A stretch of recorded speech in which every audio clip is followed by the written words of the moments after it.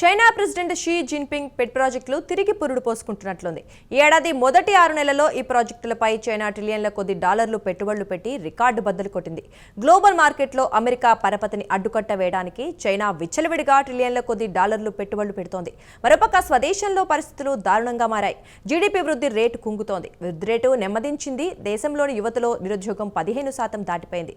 ఇక ట్రిలియన్ల కొద్ది డాలర్లు విదేశాల్లో పెట్టుబడులు పెట్టే బదులు స్వదేశంలో పెట్టుబడులు పెట్టవచ్చు కదా అని సామాన్య చైనా పౌరుడు వాపోతున్నాడు. మరి అమెరికాతో పోటీ పడాలంటే చైనా ఆమ్ ఆద్మీ కాస్తంత త్యాగం చేయాలి కదా అంటున్నాడు జిన్పింగ్. ప్రత్యేక కథనంలో China belt and road initiative లేదా BRI ప్రాజెక్టు గురించి మరింత సమాచారం తెలుసుకుందాం.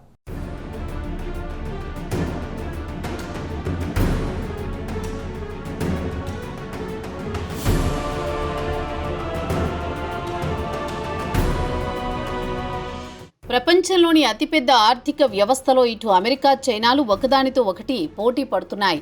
అమెరికా ఆర్థిక వ్యవస్థ విషయానికొస్తే సుమారు $28 ట్రిలియన్, అదే చైనా విషయానికొస్తే సుమారు $18 ట్రిలియన్ వరకు ఉండవచ్చు. అదే ఇండియా విషయానికొస్తే స్వాతంత్ర్యం వచ్చిన 75 సంవత్సరాల తర్వాత ఇప్పుడిప్పుడే $4 ట్రిలియన్ చేరింది.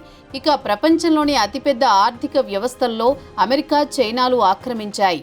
ఈ రెండు దేశాలు యావత్ ప్రపంచంపై పెత్తనం చెలాయించాలని చూస్తూ ఉంటాయి. తమ దేశంలోని ప్రజలు ఆకలితో మలమలా మాడిపోయినా వారికి పట్టదు. ప్రపంచ దేశాలపై పెత్తనం మాత్రం చెలాయించాల్సిందే అంటుంటాయి. అమెరికా అలా చేసి ప్రస్తుతం అప్పులు $40 ట్రిలియన్ చేరాయి. అమెరికా అప్పులు చూసి సామాన్య అమెరికన్కు మాత్రం ఖచ్చితంగా నిద్ర పట్టదు. రిటైర్ అయిన తర్వాత తనకు రావాల్సిన సోషల్ సెక్యూరిటీ వస్తుందా రాదా అని ఆందోళన చెందుతాడు. మరి ట్రంప్ మాత్రం వచ్చే 4 సంవత్సరాలు ప్రభుత్వం నడపడానికి $4 ట్రిలియన్ అప్పు చేస్తాడు. ఇది అమెరికా పరిస్థితి.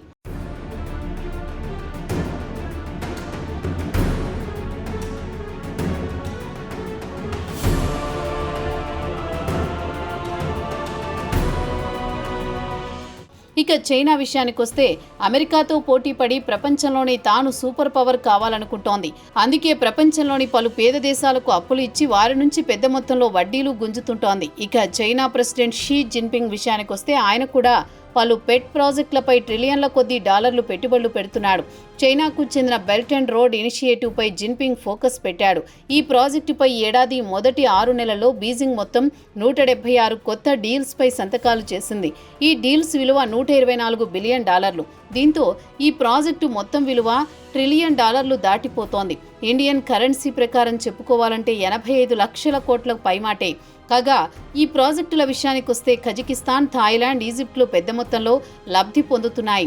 అయితే ఇక్కడ గమనించాల్సిన అంశమేమంటే చైనా పాకిస్తాన్లో సిపెక్ అనే ప్రాజెక్టుపై బిలియన్ల కొద్ది డాలర్లు పెట్టుబడులు పెట్టింది. చైనా పాకిస్తాన్ ఎకనామిక్ కారిడార్ లేదా సిపెక్ పై ఈసారి మాత్రం ఎందుకో పెట్టుబడులు గణనీయంగా తగ్గించేసింది.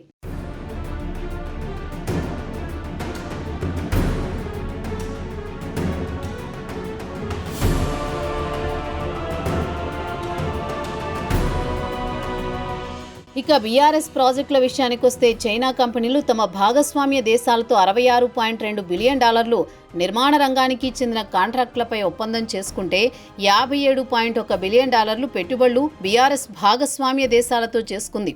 దీంతో 2024 పెట్టుబడులతో పోల్చుకుంటే ఈ ఏడాది పెట్టుబడులు బాగా పెరిగిపోయాయి.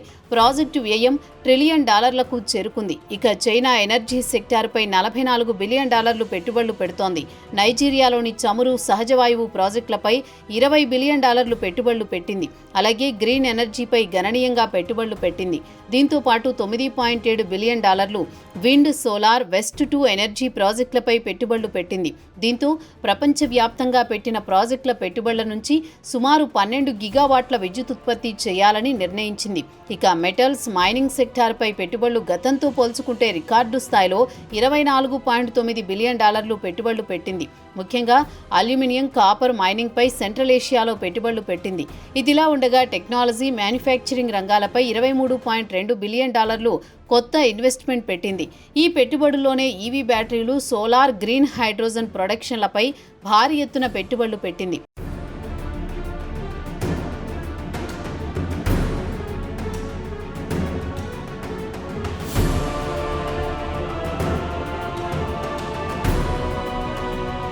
ఇక ఈ పెట్టుబడుల విషయానికొస్తే చైనాకు చెందిన ప్రైవేటు రంగానికి చెందిన కంపెనీలు East Hope group, Xinfa group, Longi green energy లాంటి కంపెనీలు ఏడాది ప్రథమార్థంలో పెద్ద ఎత్తున పెట్టుబడులు పెట్టాయి.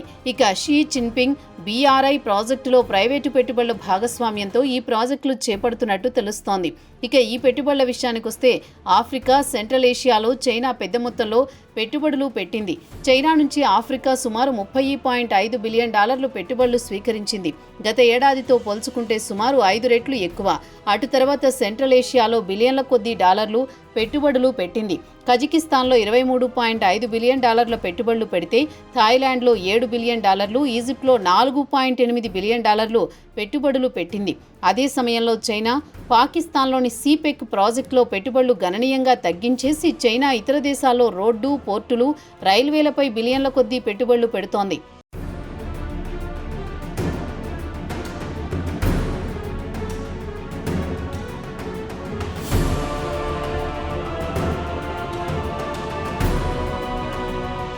ఇక చైనా విషయానికే వస్తే తన పొరుగున ఉన్న పాకిస్తాన్లో క్రమంగా పెట్టుబడులు తగ్గించడం మొదలుపెట్టింది. చైనా ప్రతిష్టాత్మకంగా ప్రారంభించిన చైనా పాకిస్తాన్ ఎకనామిక్ కారిడార్ లేదా సిపెక్ పై $62 బిలియన్ పెట్టుబడులు పెట్టింది. అయినా ప్రాజెక్టు పూర్తి కాలేదు, నత్తనడకన సాగుతోంది. దీనికి పలు కారణాలు కూడా ఉన్నాయి. సిపెక్ ప్రాజెక్టులో పనిచేసే చైనా కార్మికులను బలోచ్ లిబరేషన్ ఫ్రంట్ మిలిటెంట్లు కిడ్నాప్ చేయడమో లేక చంపడమో జరుగుతోంది. దీంతో చైనా కార్మికులు బలోచిస్తాన్తో పాటు పాకిస్తాన్లో పనిచేయాలంటే భయంతో వణికిపోతున్నారు. అదీ కాకుండా పాకిస్తాన్లో రాజకీయ అస్థిరత కారణంగా ప్రాజెక్టులు శరవేగంగా ముందుకు సాగడం లేదు.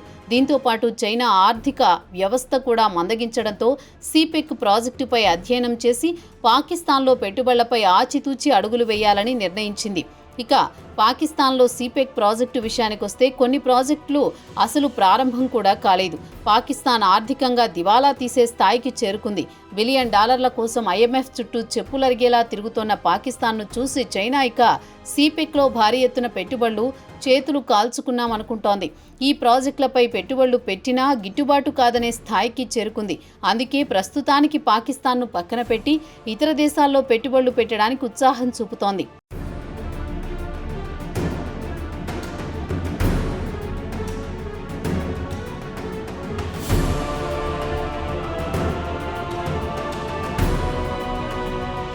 ఇక చైనా విషయానికొస్తే స్వదేశం పరిస్థితులు ప్రతికూలంగా ఉన్నాయి.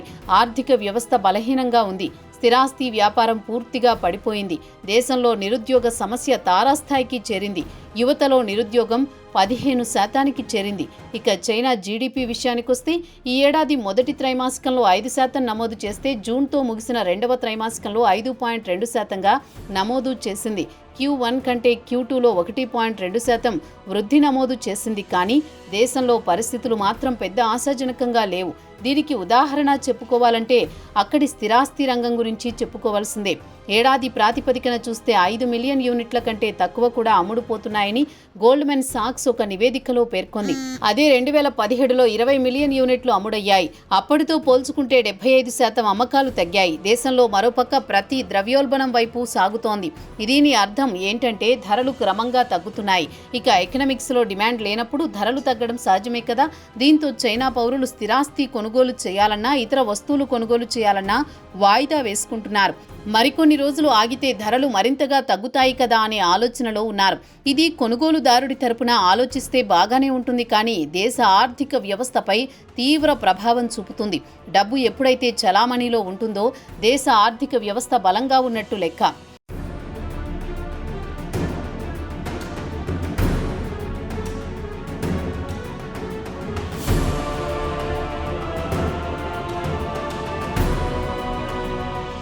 ఒక సాధారణ చైనా పౌరుడు మాత్రం విదేశాల్లో ట్రిలియన్ల కొద్దీ డాలర్లు పెట్టుబడులు పెట్టే బదులు ఆ పెట్టుబడులు స్వదేశంలో పెడితే దేశం ఆర్థికంగా బలపడుతుంది, ప్రజలు బాగుపడతారు కదా అని ప్రభుత్వాన్ని ప్రశ్నిస్తున్నాడు. మరి జిన్పింగ్ యావత్ ప్రపంచాన్ని తన సత్తా ఏంటో చాటడానికి డబ్బులు వెదజల్లాలి కదా.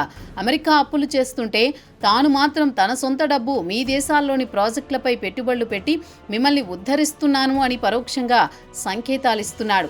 మొత్తానికి జిన్పింగ్ ఆసియా, ఆఫ్రికాల్లో తన పట్టు బిగించడానికి సామాన్య చైనా పౌరుడి సొమ్మును తీసుకుని వెళ్లి విదేశాల్లో విచ్చలవిడిగా మంచినీళ్లలా ఖర్చు చేయడం విచారకరమే.